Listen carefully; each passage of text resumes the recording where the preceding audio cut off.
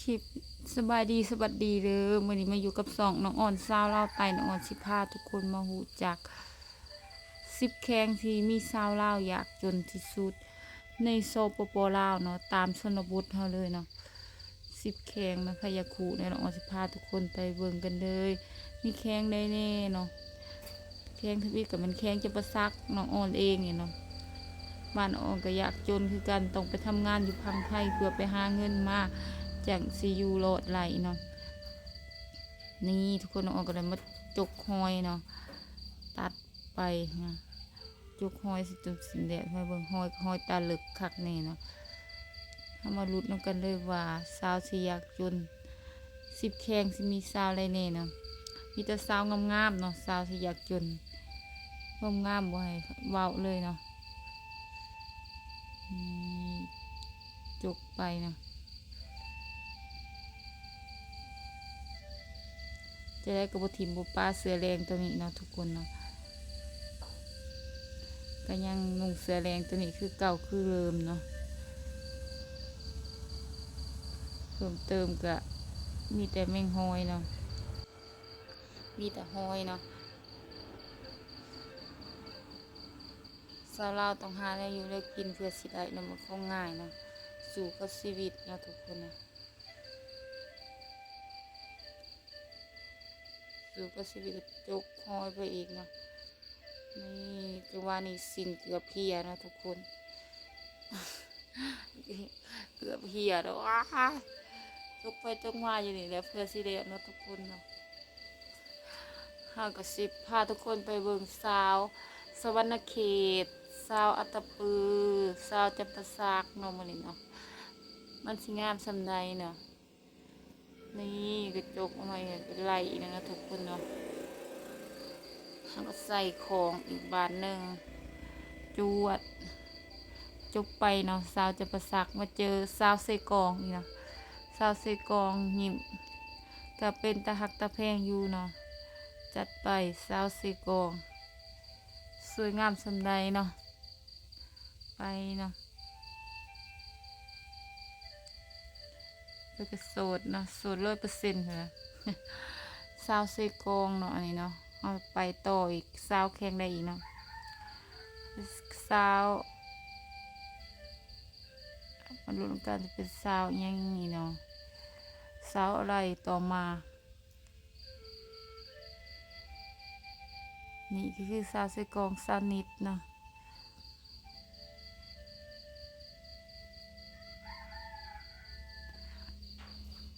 เพิ่นก็ว่าไม่ได้กี่มื้อนี้น้องนิดกำลังสิมาเฮ็ดดังไพ่หนึ่งเขาจำเจียวเนาะ สิประมาณนั้นเนาะทุกคนเนาะบ้านนี้เฮาก็ไปเจอสาวอัตตปือสาวสวรรณเขตสาวสารวัตรอีกเนาะเฮาก็ไปเรื่อยๆเนาะทุกคนเนาะพาทุกคนเบิ่งสาวลาวตามชนบทที่อยากจนเนาะ10แข้งที่อยากจนในสปปลาวเฮาก็บ่ให้เว้าเนาะในเมืองเขาก็บ่จนดอกเนาะนี่เนาะครับตอนนี้เฮาจังหวะนี้เฮาก็มาเจอสาวสวรรณเขตโตเนาะสาวควันนู้ข่อยโคตรมักเลยเนาะสาวควันเนาะสาวควันนุ่มใหญ่นุ่มเราโคตรเลยเป็นไอดอลค่อยเดินเนาะหนทางเข้าบ้านเราก็เปื้อนๆเนาะเราว่าเราก็รีวิวหนทางเข้าบ้านเราอีกใครรู้จักเราเนี่ยคอมเมนต์บอกน้องอ่อนเลยเด้อน้องอ่อนโคตรมักเราเลยเนาะคนอื่นบ่มักก็ยาน้องอ่อนยังมักเราเลยก็ยังผู้ชายสิบ่มักเราขนาดน้องอ่อนผู้หญิงนำกันก็ยังมักเราเนาะไปสาวสวรรณเขตสาวสวรรณเขตเราว่าคลองเรามีแต่10 ล้านกีบนอสาวสวรรณเขตเพื่อกับงามเนาะทุกคนนุ่มเพิ่นโคตรใหญ่เนาะน้องอ่อนเว้าเล็กก็ยังบอกอีกเนาะถึงหน้าตาก็งามเก่งเนาะความสามารถก็มีเอื้อยเพิ่นโคตรเก่งเนาะจะเอื้อยจักน้องเนาะสิเป็นรุ่นเดียวกันเบิดจักกับข้อยเนาะเพิ่นนี่เพิ่นเฟซเพิ่นกำลังลังเนาะน้องอ่อนเบิ่งได้เลยเนาะได้เงินเป็นแสนพุ่นเลยทุกคนเดือนนึงเป็นแสนบาทบ่แม่นธรรมดาเนาะน้องเฮากับสิไปกับต่อกับสาวนี่มาไปกับต่อกับสาวสารวัตรเนาะทุกคนเบิ่งมีผู้ว่าเอาของมาผากเลยนะส สาวสารวัตรเด่นงามคล้ายมักมู่เนาะนี่เนาะเป็นยิ้มแป้งแซงนี่เนาะบอกกันเฮ้ยเอามักมู่มาพากินเนี่ยว่าสันมาเจอกับสาวสารวัตรเนาะเอามักมู่มาพากินสู่ผู้วาวกินไปต่ออีกเนาะรวมกันว่าเฮาสิได้7แข่งเนาะมื้อนี้ได้บ่10แข่งได้4แข่งสิเขาแข่งที่5เนาะสาวสวยมีแต่สาวสวยๆสาวตามชนบทสาวตามชนบทเนาะบ่แม่นของง่ายเนาะเพื่อสิอยู่รอดได้ต้องใช้ชีวิตทุกข์ยากลำบากเนาะทุกคนเนาะทุกคนก็ต้องสู้ชีวิตเนาะบ่ว่าแต่ภายเราน้องอ้นเองนี่ก็ยังพอแห้งเนาะจวดมาผูกมาเจอสาวจะมาซักอีกเนาะน้องอ้นเองเนาะตัวนี้เนาะจังหวะนี้ได้ช่วยเขาเนาะนี่ข้างล่างก็เอื่อยเนาะมันก็ช่วยเขาเนาะหนาเรือมันฮอดเนาะทุกคนเพื่อที่เขาจะพิษคนไทยห้องมาทรายเขาว่าน้องอ้นห้องมาช่วยเขาเนาะมันก็ช่วยไปเรื่อยๆเนาะทุกคนช่วยไปช่วยมาครับเราก็ติดเขามาใส่แล้วก็เรียบร้อยเนาะเดี๋ยวจะไปกินเขากันเลยมาน้องอ้นก็กินเขาอันนี้นะมาเจอสาวเซกองอีกนั่นนี่ก็สาวเซกองเนาะน้องอ้นคือกันซื้ออ้นคือกันเนาะตำมะขุ่มกินเนาะตำข้าวปูนกินเนาะน้องตำเจ๊เจ๊เจ๊เจ๊เจ๊เจ๊เจ๊เจ๊อีกวันนั้นเนาะเขาก็ไปหาน้องเพิ่นเนาะมาดูกันว่าน้องเพิ่นสิยังไงนะนี่จังว่านี่น้องเขาก็จัดไปนะนี่ตำจุจุจุจุจุจุอะปะนะทุกคนนะตำไปตำมานะตำอยู่หันเลยสากกับบุคอยใหญ่เป็นไรนะได้ก็มักสักใหญ่ว่าสันบอกว่าบอกลิ้นบอกหัวไปสันเลยนะทุกคนฝากทุกคนเขาให้กำลังใจเลยทุกคนเลยอ่อนซาเราไตเลย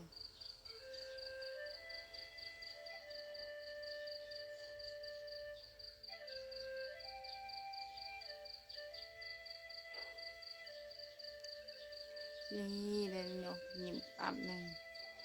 เราก็เป็นคนงามอยู่เลยทุกคน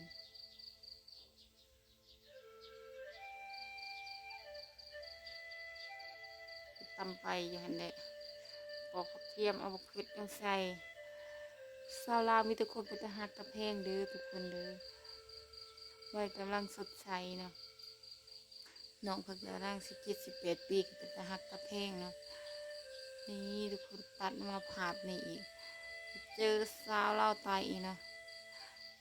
เจอน้องอ่อนเองเนาะมาอาบน้ำเด้อทุกคนเด้อมาอาบน้ำน้ำกันเด้อทุกคนเด้อสาวเล่าอันนี้สาวจำปาสักเนาะสาวจำปาสักบ่มีน้ำอาบเลยเนาะตอนนี้ตัดตอนนั้นยังมีตอนนี้บ่มีแล้วน้ำอาบน้ำกลายเป็นกรดปลาตายเบิดอาบบ่ได้กับปลาตายอยู่มองหันเนาะทุกคนโอ้ตายตายตายตายเมื่อยนะทุกคนเนาะอาบทีใดปลาตายเป็นผูงอันนี้คือความจริงเลยเนาะอาบย่ำไรกับปลาตายย่ำนั้นเนาะมาอีกมาถ้าจะไปเบิ่งสาวแข่งเลยกันอีกนะทุกคนก็มาลุ้นกันไป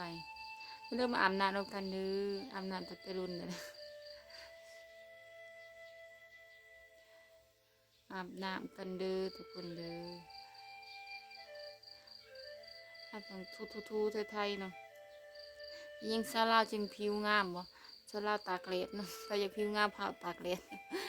ตากแดดแห้งดำกว่าเก่าเนาะโอ้ยเอาก็พักทุกคนเขาให้กำลังใจหรือน้องอ่อนสาวเราไต่หรือมาลุ้นกันว่าน้องอ่อนจะพาทุกคนไปหาสาวงามบ้านใดอีกเนาะซัพพอร์ตน้องอ่อนในเรื่องค่าน้ำมันรถน้องอ่อนเราบ่มีเงินไปเลยเนาะไปรายก็บ่มีเงินเนาะมีแต่ถ่ายคลิปโอ้ตายแล้วก็พักทุกคนอีต้นสงสารเล็กหน่อยตาลำเนี่ยเด้อทุกคนเด้อขอให้ยอดวิวแตกหลักหมื่นหลักแสนคือเขาเจ้าเด้อขอให้ยอดวิวปังๆเด้อน้องอ่อนก็โอ้ยสู่กับคลิปนี่เนาะยอดวิวก็คือเว้าละเดือนหนึ่งสิแตกหลักแสนจะคลิปหนึ่งก็ยังบ่มีเนาะทุกคนเนาะ ตัดมาขีดเนาะซาวพอดีนะซาวเซกองอีกเนาะน้องอ้นกับเวียนกับซาวเซกองซาวจะประซักซาวอัตตปือซาวสารวันนี่เนาะสีแข้งผักไตนะประมาณนั้นนะไปทางลูกน้องเพิ่นกำลังเห็ดกินเนาะตำกำลังตำปีเนาะทุกคนเนาะก็เห็ดไปเรื่อยๆเนาะโอ้ยเพื่อสีแดงเนาะนี่แล้วทุกคนชาวชนบทกับทุก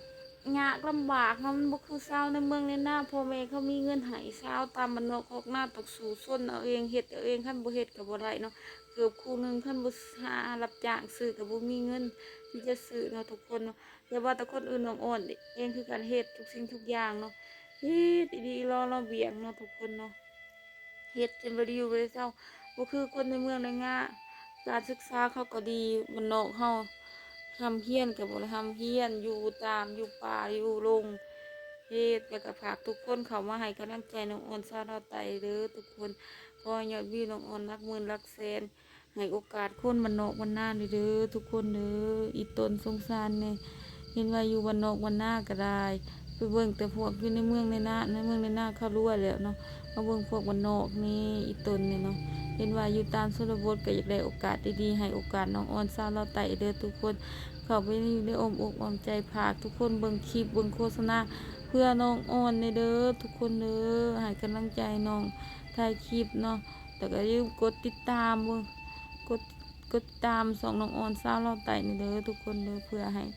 น้องอ่อนมีกำลังใจเฮ็ดเวียกเฮ็ดงานเนาะเพื่อสิได้มาแต่ละคลิปกลับมาตัดมาผากเสียงมาเฮ็ดอันนั้นอันนี้มาเอาประกอบเพลงใส่เนาะทุกคนเพื่อสิเฮ็ดได้เนาะ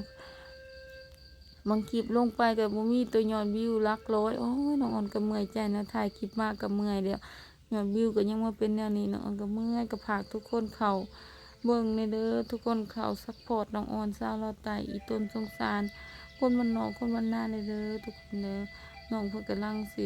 ลวกผักเนาะกำลังไผลวกผักไปเนาะสาวมันนอกขอกหน้าเฮาคันบ่เฮ็ดก็จะประเสริฐได้กินเนาะทุกคนเฮาก็ต้องเฮ็ดกินเองเฮา ก็คือในเมืองในนาเขาเอาพ่อแม่เขามีเงินมีคำไว้ให้เงาพ่อแม่ก็ยากจนจะเสียเอาหยังมาเฮ็ดกินเฮ็ดอย่างต้องเฮ็ดกินเองเนาะปลูกหาเก็บผักมากก็มาลวกกินยามนั้นก็เฮ็ดให้ใส่หน้าคือน้องอ่อนไทยให้ไทยหน้าเองเฮ็ดทุกสิ่งทุกอย่างเพื่อให้ตัวเองอยู่รอดเนาะถ้าบ่เฮ็ดก็ต้องตายเนาะมีแนวกินเด้สิเอาหยังกินถ้าเฮาบ่เฮ็ดเฮาก็ต้องสู้เพื่อชีวิตเฮาเนาะ เพื่อสิสู่มาฮอดจุดนี้ได้เนาะสตัดมาฝากเปิงผู้สาวอีกครั้งเนาะนี่ก็เป็นเพื่อนของผู้สาวเนาะน้องอ่อนก็ไปเบิ่งในคลิปเขาจะมาแต่อีตนเนาะสาวตอนชนบทโคตรแต่อีตนเลยเนาะเบิ่งพวกกันใดก็โอ้ยเนาะทุกคนทุกอย่างลำบากเพื่อสิได้มาเบิ่ง โอ้ยเห็นอยากกระถอดใจเนาะชาวชนบทเฮานี่เนาะทุกคนช่วยเหลือคนชนบทเฮาเลยอย่าสกินจุปาเห็นว่าทุกอย่างก็ได้หนุ่มมีแต่ว่าชาวลาวสิหลอกโอ้ยให้หลอกนี่ว่าซั่นโอ้ยหลอกดอกทุกอย่างอีดีทำเป็นทุกอย่างธรรมดาโคตรทุกแท้ทุกว่าทุกอีดีอีดอเนาะบางครั้งก็เงินสิซื้อบัตร10,000กีบยังบ่มีเนาะทุกคนเนาะโอ้ถ้าบ่ไปรับจ้างเขานี่บ่ได้ เรื่องสาวลาวนี่งามเนาะเสียดายเนาะส่วนหลายบ่ได้รับการศึกษาเนาะอยู่ตามบ้านนอกบ้านนาอยู่ตามป่าลงพงไผ่บ่แม่นสิมีเงินแม่นสิมีรถขี่ได้ขี่รถจักรก็ดีเนาะทุกคนเนาะทุกข์ยากก็จะคนเฮาเลือกเกิดบ่ได้ก็ต้องสู้ไปเนาะสู้จนกว่าจะตายจากโลกนี้ไปแล้วจะสั่นซะน้องอ่อนสิว่า ว่ามันถูกนะสาวชนบทเนาะคืนผู้คืนผ้าเฮ็ดหันเฮ็ดนี่แลนหาหันหานี่เนาะทุกคนเนาะเพื่อสิได้ชีวิตตามแสดงว่าความถูกข์เพื่อสิผ่านไปเนาะมันบ่คือผู้สาวในเมืองตัดมาฮอดสาวนี่สาวงามเนาะสาวยิ้มหวานเนาะงามเนาะไม่สาวสุดท้ายบ่ฮู้สาวทางไหนเนาะสาวเผ่าโมงสาวเผ่าโมงสาวที่น่ารักก็ได้ น่าสิน่าฮักเนาะเป็นตาฮักตาเพลงเนาะทุกคนก็ไป